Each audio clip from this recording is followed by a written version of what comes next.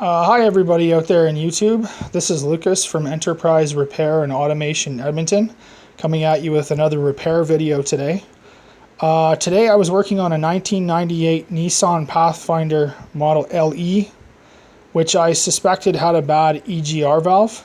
The car kept stalling after running for a few minutes. So I removed the EGR valve and the vacuum control valve right here. And what I found was the EGR valve was actually in pretty good shape.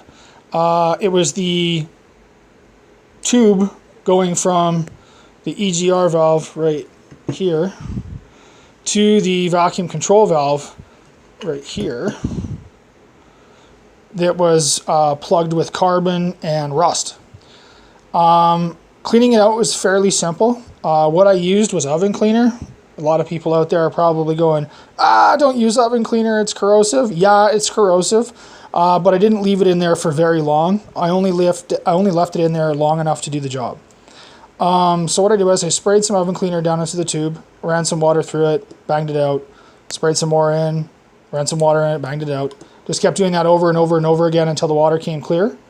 And I did the same thing for the vacuum control valve. Now, really, you should probably buy a new one of these if you suspect it's this, but I wanted to just see if I could fix this one first, and if it turns out to be this one, then I will buy a new one.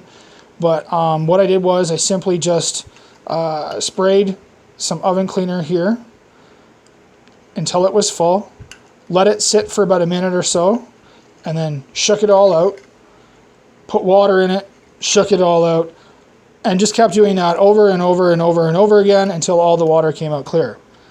And then I don't have a vacuum pump, so I tested this redneck. If you don't know what that means, I'm not going to show you because it's probably not a good idea. But I know that the vacuum in here is okay. And I also tested the vacuum on the EGR valve. Testing the vacuum on an EGR valve is pretty easy. I want to see if I can do this one-handed. That would be great if I can.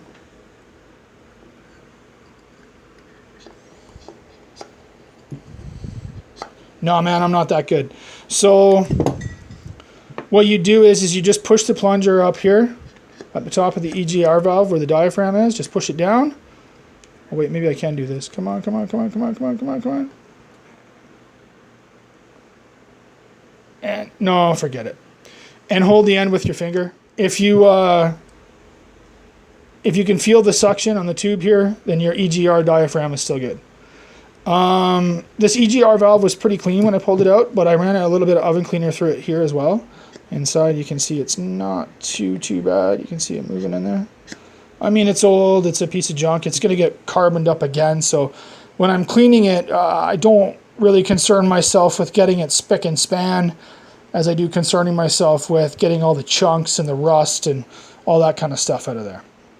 So it was a little bit tricky getting this thing out of the Pathfinder. There's a few little tips and tricks I'll give you, and a little bracket you got to watch for that falls off when you pull this thing out.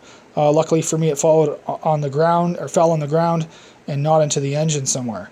So yeah, I mean, if you're having issues with stalling, starting, that kind of weird stuff with your Nissan Pathfinder, or maybe you got a code coming up on your OB2 scanner that says, or your OBD scanner saying that you got a EGR problem, I'd check this first.